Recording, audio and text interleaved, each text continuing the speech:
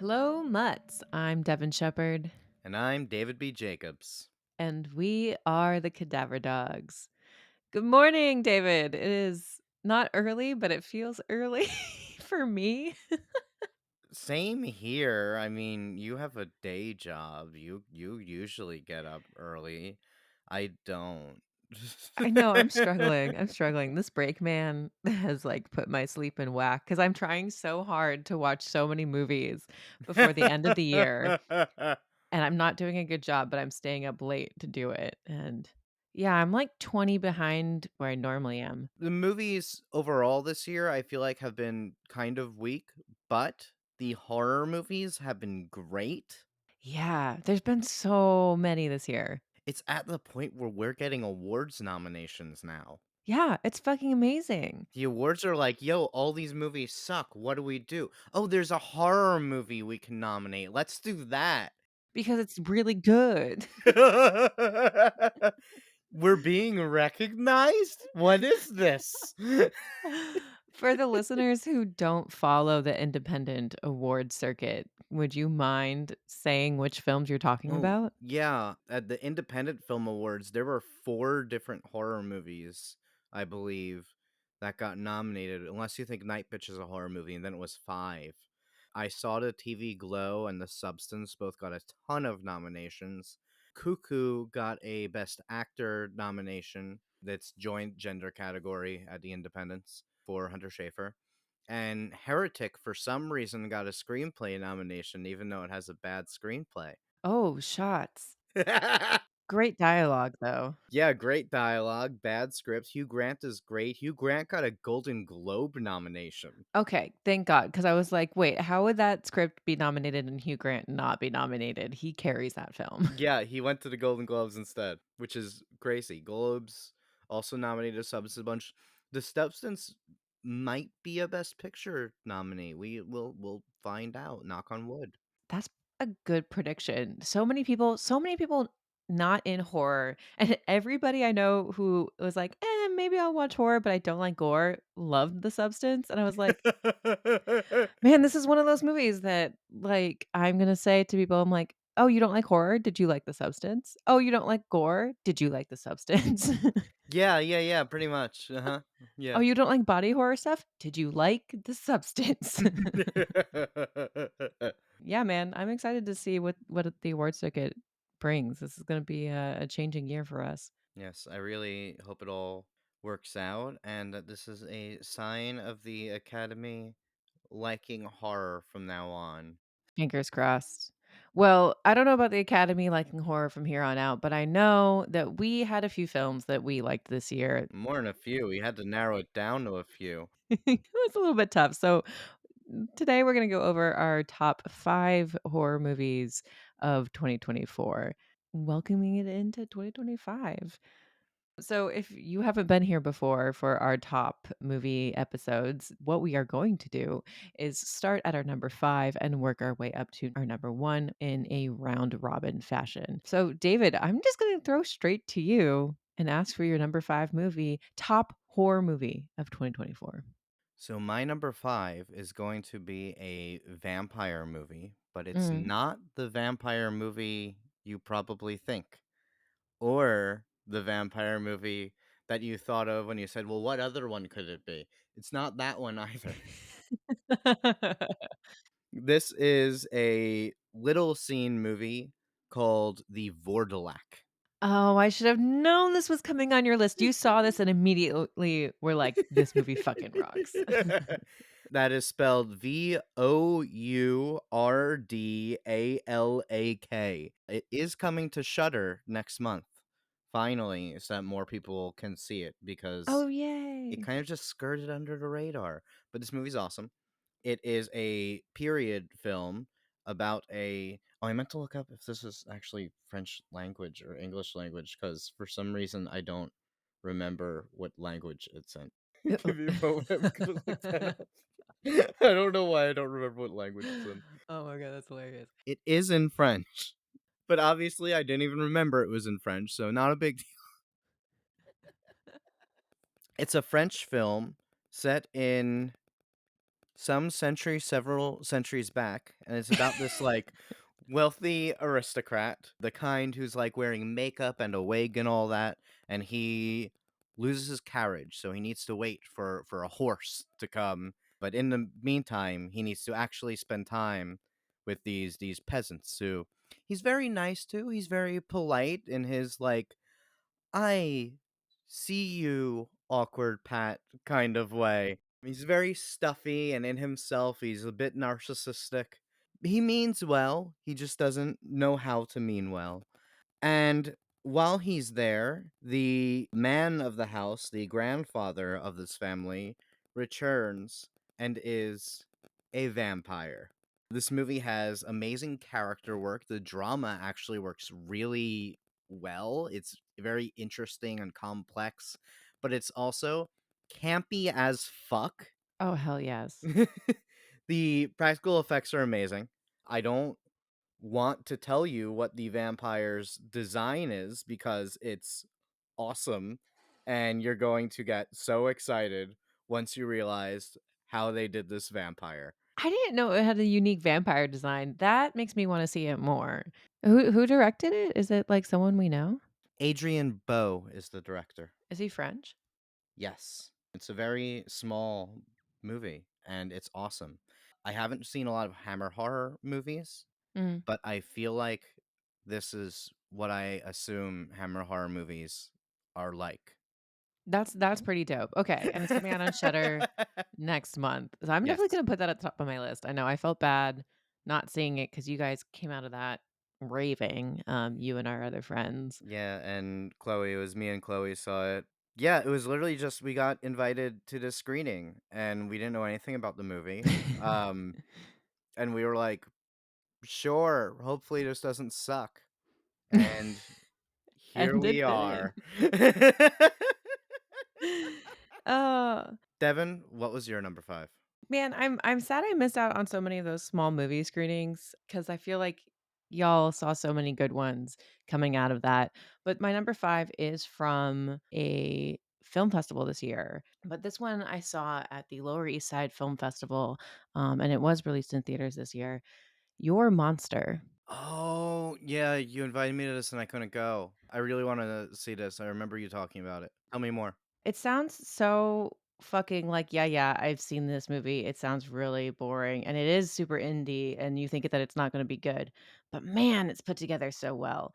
So it stars Melissa Barrera and Tommy Dewey. Newcomer, watch out. Tommy Dewey is fantastic. And it's written and directed by Caroline Lindy. This movie is about an actress who's just struggling with her life, her relationships, her job. It's just pretty much everything. She's depressed, she's angry. It is a feminine rage movie. She had cancer and now she's on the mend, but she can't seem to put her life back together again and maybe doesn't want to. And she discovers her old monster in her closet at her childhood home. Except now they're all grown and romance ensues. So it's like if adult Boo and Sully. Yes. Yeah, pretty much.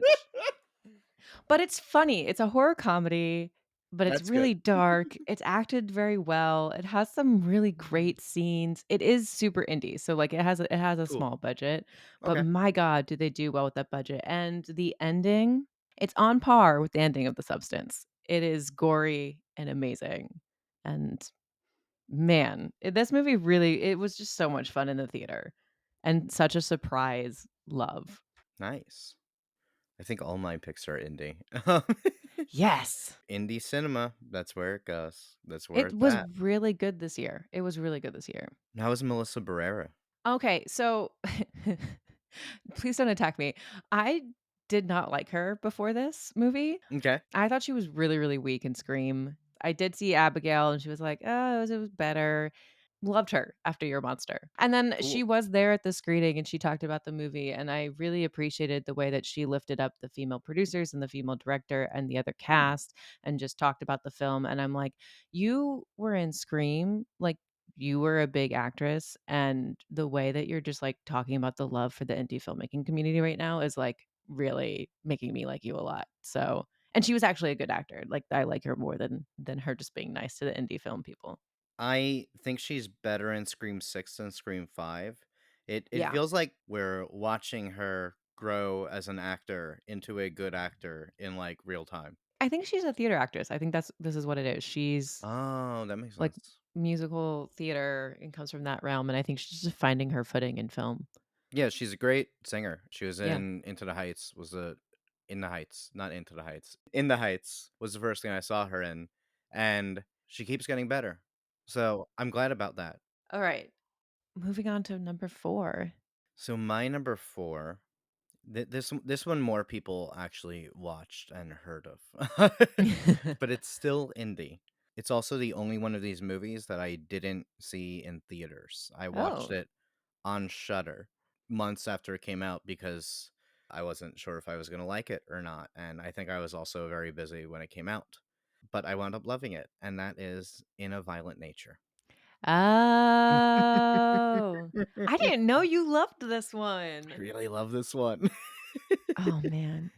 Did you see this? Yes, yes, we saw it, I saw it with people. I was not there. I think it came out while I was in the middle of Wild Animals, which is not on my list because it's not a feature and that would be narcissistic. Man, that was my number 1. Oh, you can do it. It's not narcissistic for you. Wild Animals is the short that David directed, in case you did not know. Yes, and we'll be in more festivals in 2025. Hell yeah. Follow us for updates as we're allowed to post them. In a Violent Nature, if you haven't seen this movie, what you've probably heard about is that it's a slasher from the killer's POV, which is kind of correct, but not really. It's pretty much takes a completely generic slasher script and completely changes the way that a slasher movie is shot. Instead of, like getting all in everybody's face and a lot of high music cues and whatnot, and everyone screaming all the time, in this movie, it's mostly wide shots or it's shots from like behind the killer's back or something like that over his shoulder. It's a lot of stuff like that. The whole, like, exposition where all the kids are expo dumping, the camera's just, like, moving between them in, like, this extremely dizzying moving shot, and it just keeps going and refuses to highlight anyone or allow you to care about any of these kids. It's not a fault of this movie that you don't care about the kids. You're not supposed to. It felt so much like a video game while watching it. Oh, I didn't think so. Oh, really? To me, I felt like I was playing a video game. What Yeah, but I did love that, they do this really cool thing with the sound design, and I agree, Yeah, it's not a falter to the movie at all, where, yeah, the dialogue when the kids are expositoring expositing. expositing, Oh. about the backstory. It's at a distance, so you can't Mhm. really, like, hear it, and, like, they do it where it's not only off camera, but, like, pretty much off mic, like, Yep, they do that a it's lot. very cool. The sound design in this movie is really weird. There's not any music. Yeah, you just hear the sounds of nature to the point where I've heard some people describe this as slasher ASMR or a Yes. nature documentary with occasional kills. But this is Yes. also cool because, like, when the kills happen, there's no emphasis on them. They're shot the same way as everything else. Characters don't scream nearly as much, but it kind of gives you this feeling that their deaths are still part of the nature documentary, for lack of a better term. Oh, that's gross. And these are some good kills. I One of the kills in Yes, there, and if you've seen it, you know which one it is, was my top kill of 2024. they have my second top kill as well in this movie. Oh, wait, 1 Mhm. and 2 for you, or just Yeah, 2? 1 and Oh, 2. wow. I haven't seen Terrifier 3, so I don't know if that will get in there, but Yeah, I didn't like it as much as you did, but definitely a fun movie for sure. Yeah, it feels like almost like an experiment just to see what the effect will be if we shoot a slasher differently. It's also 4:3 aspect ratio. It's like more squarish, which I always love. Mhm. The effect is kind of like, in some ways, it's almost a parody of a slasher, and in other ways, it's almost a parody of pretentious movies. This is a movie that you could easily do like a thesis paper on if you wanted to. Well, my number 4, I can't remember if it was gory or not. Well, I couldn't remember if the Vorlac was French or not. So my number 4 was, as you probably have guessed, Alien Romulus.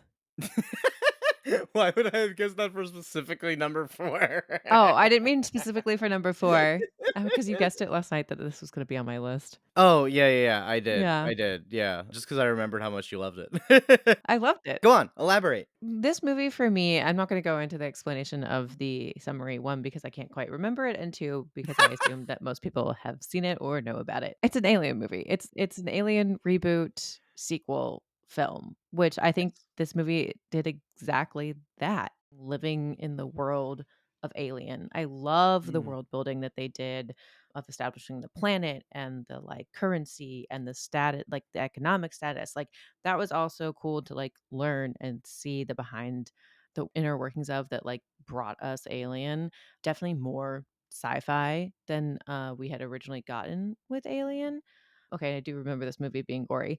And then I thought that it did well of being an individual film, but also calling back to the Alien movies and not being as fan servicey, which I know a lot of people think it was too fan servicey. I kinda do. But I'm also, like, I wasn't that big of an Alien fan before. Like, I hadn't seen the films so many times. I've only watched them, Hmm, like, a few times. So, it's different for me. I also feel like the goal is not necessarily to appease the Alien fans, it's to find new Alien fans, and I think they did that. This is a good film to do that, and if you like the Alien movies, there's something for you. But if you're new to the Alien movies, this will be a fun individual film. My favorite part about the entire film was the sound design.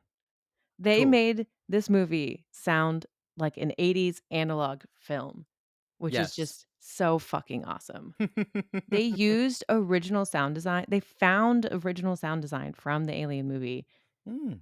and used it in this film. Like, like, go look it up. The stuff that they did for this film was so fucking cool in terms of tech. Wait, like, unused sound design from the original? I don't know if it was unused or used, I can't remember. Okay. And they, like, found, like, old '80s tech and, like, used it in the sound design. It's hard to do, man, to make things sound old because our sound quality has gotten so good. I am a big Alien fan, particularly the first one. Aliens is also great. And this movie is kind of a cross between Alien and Aliens. I think I heard someone someone on the team said that there's like two ships or two parts of the ship. And in one ship, it's alien. And in the other ship, it's aliens. I like that. I think that works really well and that comes across. There's like a horror Yeah, part and an action part, and they go back and forth between them pretty fluidly. Kelly Spaney is great as the lead. And what's amazing. what's the guy's name, the actor? The guy who plays the android, which is not a twist in this movie. He's an android from the beginning, but he's fantastic. David Johnson. Okay. He's amazing. He's great. The one thing I could have really done without in this movie, this might Okay. be a spoiler, so you can skip ahead 10 seconds. The fucking CGI face that we get of an old character that comes back. Yeah, yeah, yeah, yeah. I've heard a lot of people complain about that, and yeah, Yeah, it's not even the CGI is terrible, but we don't even need that character at all. I think they Like, used AI for that as well. everything uses AI, but yeah, it's CGI created. AI isn't I everything. hate it. I don't like it. Cam got it right. Cam predicted the future. Anyway, moving on. My favorite part of Alien Romulus was the final act. That whole, I don't want to give it away, but oh man, the creature design in that final act was fucking wild and crazy. They actually take an idea from one of the earlier movies that did not work in that earlier movie, and this time, in my opinion, it works so fucking well and it's terrifying and I love it. It's great. It's scary. That I was scared in that movie. Like, I'm like, "Wow, what this I haven't been scared in a theater in a long time. This is kinda cool." Yeah, I was fucking in it, man. Alright, David, hit us with your number 3. Okay, I've been debating a lot between my 2 and my 3. I'm still not sure Oh, no. which to go with. And I'm also partly considering, like, if I say one of these movies, then when's it gonna show up on your list? Am I robbing that? So I think I'll go with the one that probably won't be on your list. Do the one that's on my list because I bet you it's the same number 3. Oh, is it The Substance? Yeah. Great, let's go to Substance Let's now. do that. We're finally up to The Substance, both are number 3s. Should I say that in a way that's more fluid? I don't know if you want to, we can, yeah. I've been going back and forth between my 2 and 3, but I'm going to go with the one that everyone's seen. That's The Substance. We're finally up to The Hey! Substance. Yes. This is also my number 3. Perfect. That worked out wonderfully. Perfect. We did not discuss this at all.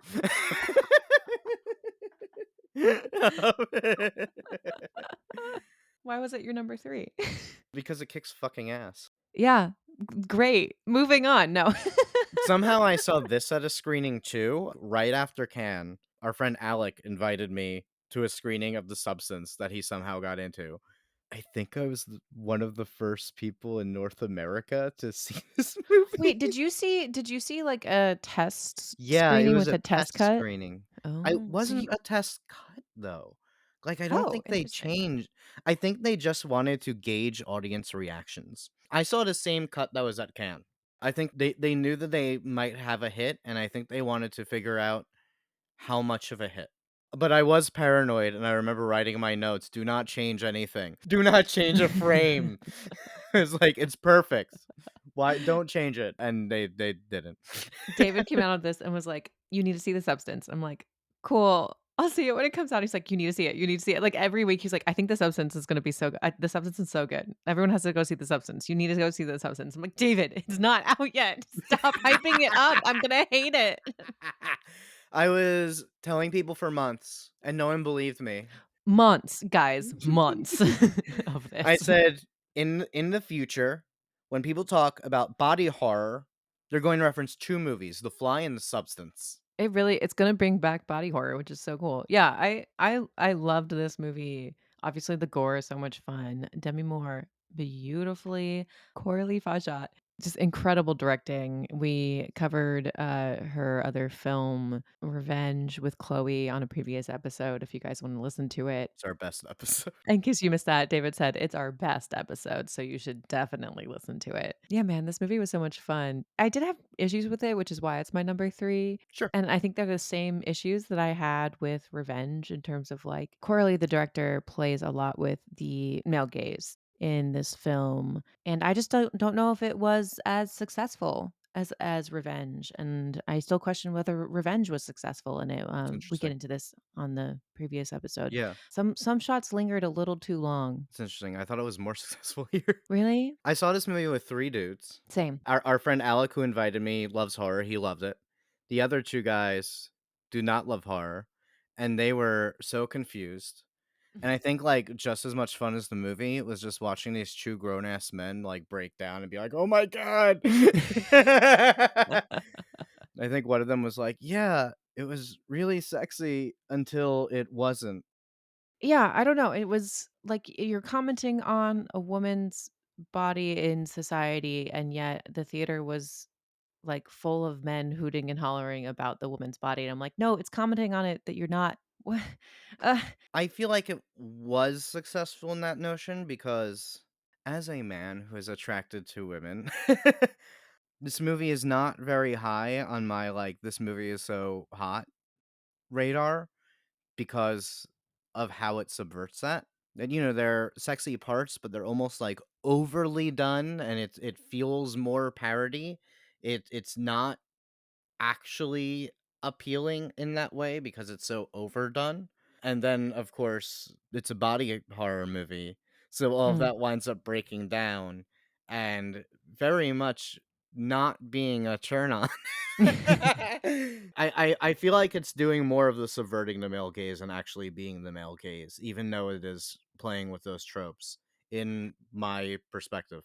Yeah, again, I think this is the same conversation we had on Revenge, where it was like, it's very much on the line. I think we could talk about this film forever, so I do want to move on. If this gets nominated for an Oscar, maybe we'll have to come back and do a full episode on It it. will definitely get nominated for a Oscar. The question is how many. Its ceiling seems to be 5 right now because it's getting into makeup. Oh my god, that's so many. It's definitely getting into makeup. It's gonna win that. Oh, I don't know. Nosferatu will probably be nominated as well, and Beetlejuice is on the radar. It will also get nominated for original screenplay, which is fairly empty this year, Definitely. so it's definitely Yeah. getting in there. Sorry, its cap is actually 6, not 5. Mm. Demi Moore is pretty much a lock. I think Demi Moore might win. Oh, shit. That's, interesting. It is a movie that is about Hollywood, and that tends to do really Yes, well. that Yeah. is true. Right now, Mikey Madison is the front runner for Best Actress, but Demi Moore might beat her. We will see Yeah, what she's more happens. senior, so she has a better Yeah, shot. exactly. She has the narrative. I think Mikey Madison should win, but that's beside the And then it is on the bubble for Best Picture, and that actually seems pretty likely at this point. There's 11 movies competing for 10 spots, and it's on that bubble. Coralie Farshot might be nominated. She should be. She's the only woman with a shot at getting nominated. And Oh, did Barbie come out this year? no, that was last year. Greta Gerwig was not nominated. Right, okay, cut that out.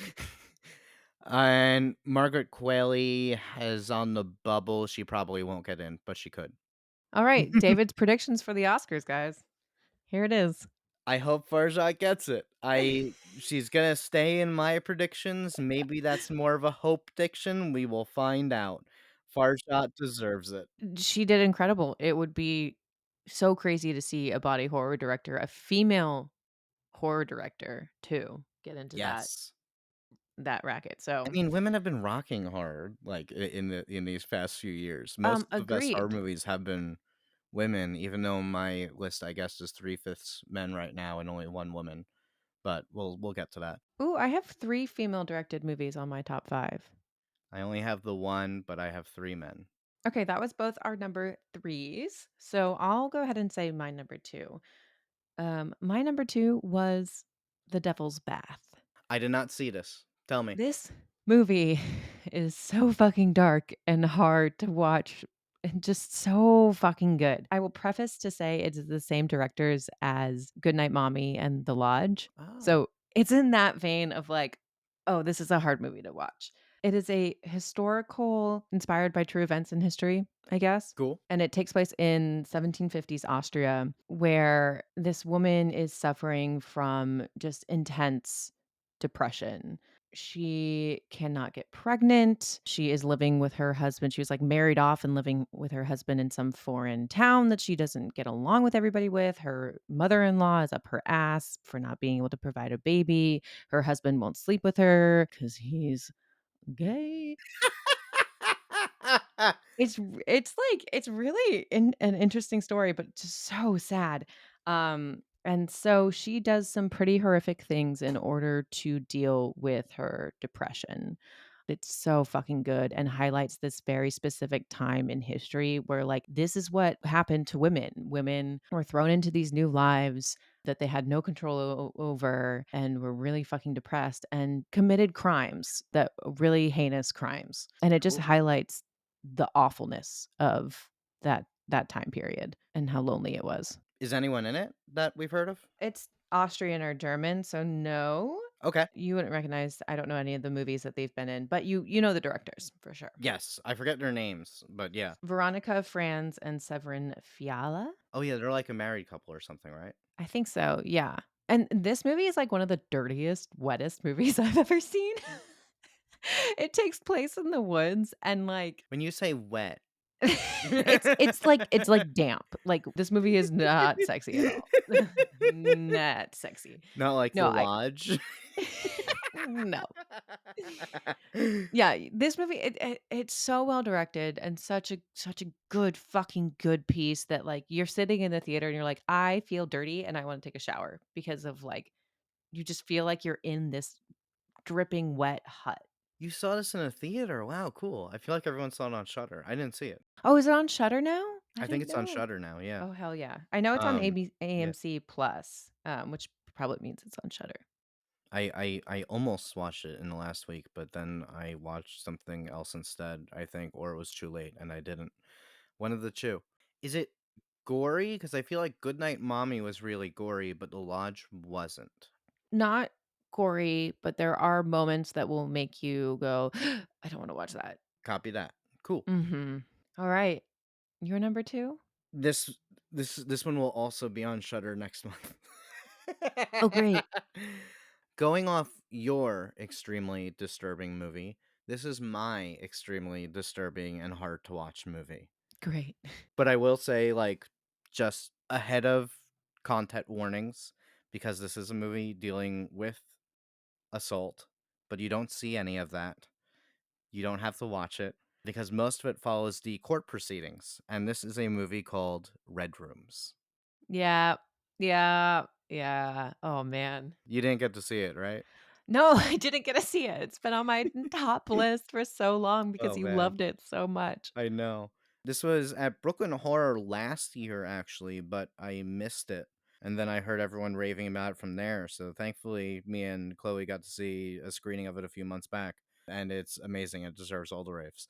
So a man is on trial for assaulting and murdering several children and filming it and live streaming it. Yeah, hard to watch. We don't know if he did it or not, but he's also not our main character. Our main character isn't him. It isn't the lawyers. It isn't the jury. It isn't the judge. It is two women who are attending the trial, just watching. Oh, fascinating. What? Our main character, we don't actually know why she's there, and I don't want to tell you because a lot of the intrigue of the movie is trying to figure out who she is, why she's interested in this, is she connected in some way, what's her deal. The other woman is a groupie. Um, She is convinced the guy is innocent. No matter how much evidence she sees, she will continue to insist he is innocent, and she's in love with him, which is a real thing. There, as I think we all know, every time there's one of these serial killers, there is for some reason people who feel an attraction toward that person, who feel some sense of connection through the outcastery. The director, Pascal Plante, who is a man, did a lot of research leading up to the movie. He spoke to a lot of women who've gone through this, looked at a lot of different cases. He saw there were a lot of different patterns, so he wanted to be very specific that this is not the story of every serial killer groupie. This is a specific character who he's created, which hmm. is following some tropes that he saw, but it is not all of those tropes, and it isn't every single one of these women. But I feel like we don't really talk about it, and we don't talk about why someone would feel that attraction or like every time you see it and this is shown in the movie, all the reporters and other people are just like, "You're disgusting. How could you love that man? Get you don't know anything," and everyone just dismisses her outright. But this is like a human being, though, and she's amazing. Both of the women give fantastic performances. I hadn't heard of either of them before, but they are brilliant. And this is this on Shudder now? Because like, I'm sold. This It is gonna be will the next be. film I watch. Okay. Oh, next month. It's yeah, it's on the slate to be released on Shudder in January, Oh, fuck finally. yeah. It's so fucking good. This should be getting Oscar buzz. It sounds incredible. Is it English? Yes, yes, it's yes? I don't I remember. Because I think it's French, but if it's in English, Maybe it's in French. No, it isn't French. oh my god, David David but that tells you how good a movie is if you can't remember the language that you watched it in. It's so good. I'm excited to watch this one. Yeah, you've been talking about it for a while, and I know people came out of Brooklyn Horror last year being like, "This movie is fucking great." So, Yeah. I think it yeah. won Brooklyn Horror last year, right? Oh, yeah, maybe it did. I don't remember. But anyway, Anyway, time for our our number number ones. 1, drum I'm curious roll. if we have the same number 1 because I feel like there's a movie that I thought would be on your list that hasn't made it there yet. You know what my number 1 is. I do? So, Did we you watch it should. together? No, but you should because I've talked about it so much. I should. I don't think my number 1 is your number 1, but I don't think let's well, now I know it's not okay. because we watched my number 1 together. Oh, interesting. It's Quiet Place Day 1. Oh! Look, this movie brought me so much joy, and considering the last few months, I really wanted a lot of joy. I thought this movie was so good. I thought it was supremely well acted. I thought the tension was fucking amazing. I thought it did well at playing in the world and like, yeah, it's probably more action than horror, but we're gonna let it be. That's fine. Action horror is a thing. Yeah, it's a thing. It's a thing. Joseph Quinn is obviously one of my favorites. He did so well. Yeah, I don't know, man. I just fucking love this movie. I had such a great time watching it. You know, that movie's fucking great. I'm with you. I also loved it, and I like A Quiet Place, but I don't love A Quiet Place. I think it's really overrated, and I don't care either way about A Quiet Place Part 2 because that one was just the same movie but worse. Mhm, exactly, yeah. A Quiet Place Day 1, absolutely amazing. This Yeah. this was what I wanted A Quiet Place to be. And I appreciate like, I like Quiet Place. It's a concept. It is a concept film Yes. that was, like, done so well, and I think made a whole feature over out of a concept and did well with that. But this is exactly what I want from a 3rd installment, is this giant expansion and to add budget and to, like, do all this cool stuff with it. Obviously, this is the 2nd one on my list that was an expansion of a world, of an IP. Yeah, that's true. Which is, like, hard to hide away from these days because everything's gonna be a remake or expansion of IP. None of mine are IP, they're all original.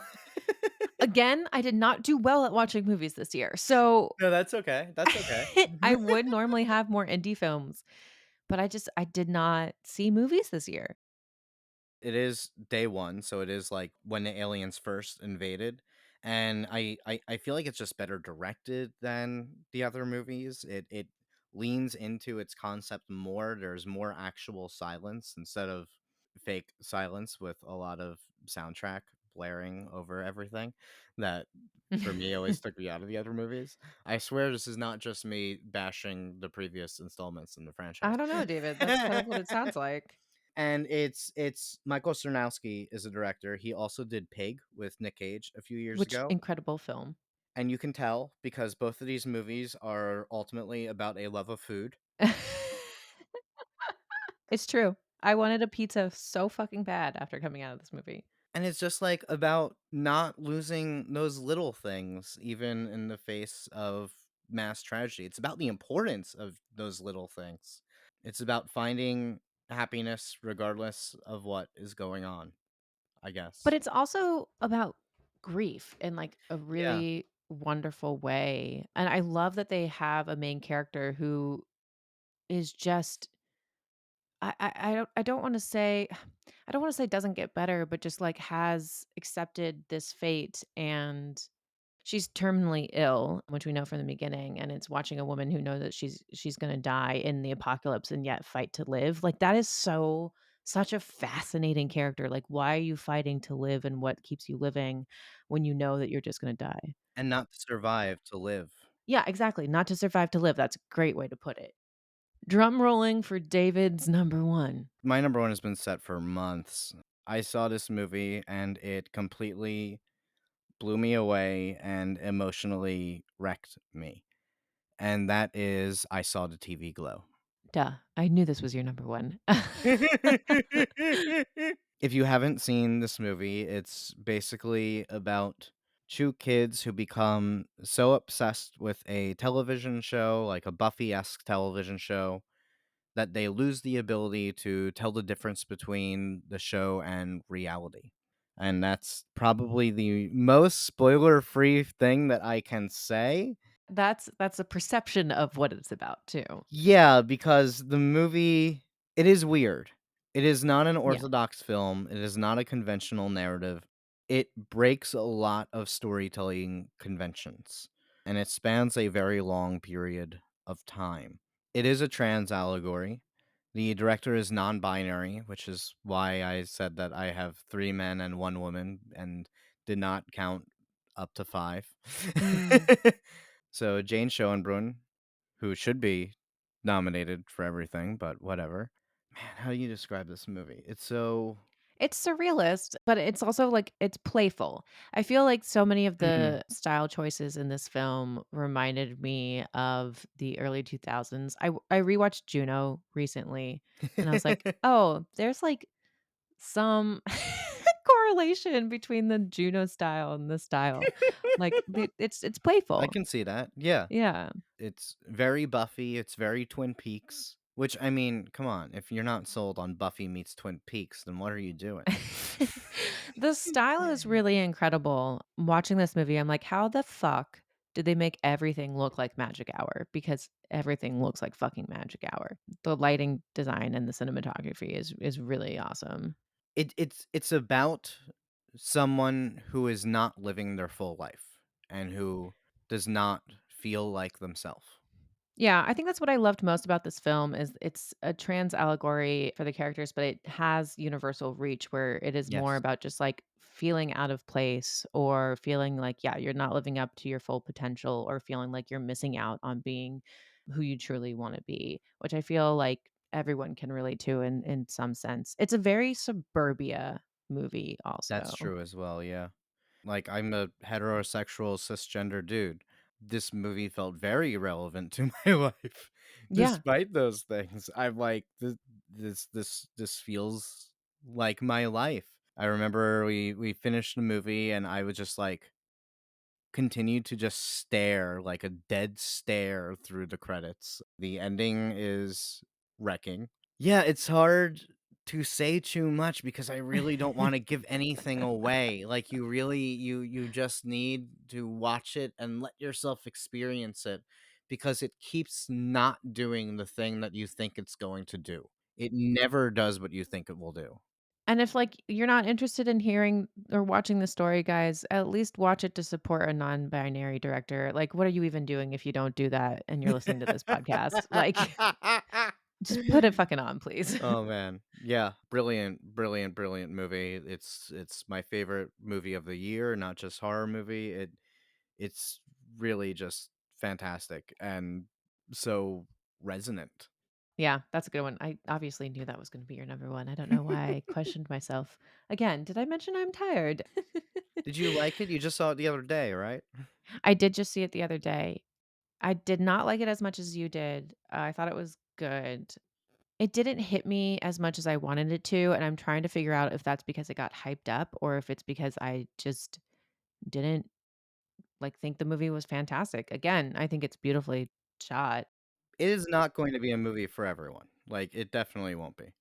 Like I said, it's Buffy meets Twin Peaks. I have a lot to say about it, but I think, like, the way that I'm putting it in words in my head, I think I need to take some time to, like, really put together my thoughts. I did not prepare for that. That is fair. All right. Well, this was our top 5 movies for 2024. We'll put our honorable mentions up on Instagram if you follow us there. Yeah. And And we have an announcement. I guess we should talk about this now, yeah.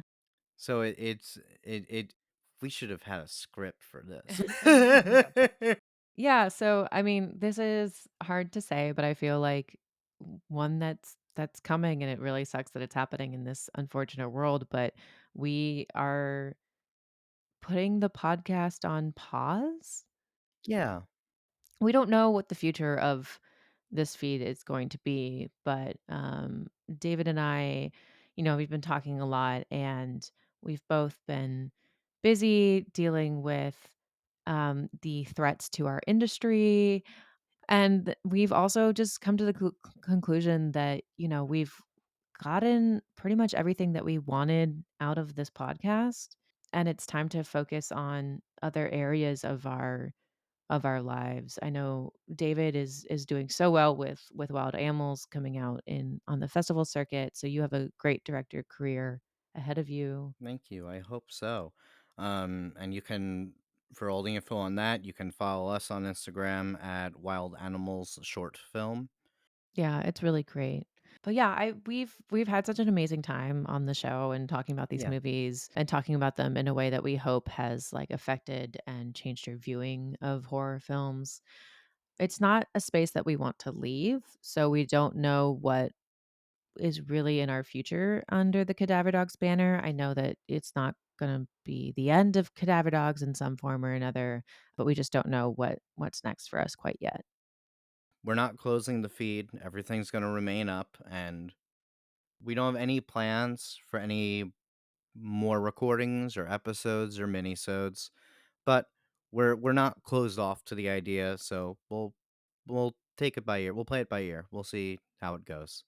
Yeah, and again, just thank you to everyone for listening to the show and for Yes. supporting us. And I feel like we really have a great community here. We've met so many people through this show that we hope to stay in contact with after the show. And horror is really important right now, guys. So keep watching horror, keep supporting horror, keep looking out for your horror community. Yeah, this is hard. This is hard for us to let go, but it's time. You can follow us both on Instagram, Twitter for Devin, not for me. Oh no, I'm not on Twitter. Oh, you're not. You're on No. TikTok. I No. don't know. What do you want to No, plug? I don't just know. Just Instagram. You just can follow Instagram. us both on Instagram to keep up with our careers, which hopefully will be going somewhere at some point. I post a lot on Letterbox. If you want to, I do a lot of analyses there. If you're interested in more David analysis, I'm DBJ Film. And I am Dev Sheps on Instagram. And we'll keep the Cadaver Dogs feed up on Instagram as well and maybe post there occasionally. It's Cadaver Dogs Pod. And we're also on TikTok, and maybe I'll be posting on the Cadaver Dogs TikTok. I don't know what to do with that yet. We'll see. But that's Cadaver Dogs Podcast. We'll see if there's still a TikTok. Oh, yeah. Also that. So find us on Instagram. The only social media that's big enough. Yeah. Yeah. Okay. All right. Well, I guess, David, this is our last sign off for a while. Hopefully, something in the new year will bring us back. But Yeah. it's been fun, dude. Thanks for doing this with me. It has. Thank you for doing this with me, Devin. This has been thank you and Rob for pressuring me into doing this. Uh 4 years ago. Oh man, we've been doing the show for 4 years. It was February 2021 when we did our first recording and we released it in May 2021. Wow. Yeah. Oh Remember how man. much we didn't know what we were doing? Yeah. If you want to hear us flailing around the mic, go listen to those first few Oh, that episodes. those are like our most listened to episodes and I'm like, "Oh my god, guys, come on, listen to the later ones." Oh, but we chose such good movies and such good We topics. did. But yeah, we were definitely flailing around. Oh my god. Mhm. All right. Obviously, it's we're struggling to sign off, so I Yes, don't want to let this go. All right. Again, signing off for hopefully not the last time. I'm Devin Shepherd, and I'm David B. Jacobs. and we are the Cadaver Dogs. See ya, Mutts. Peace.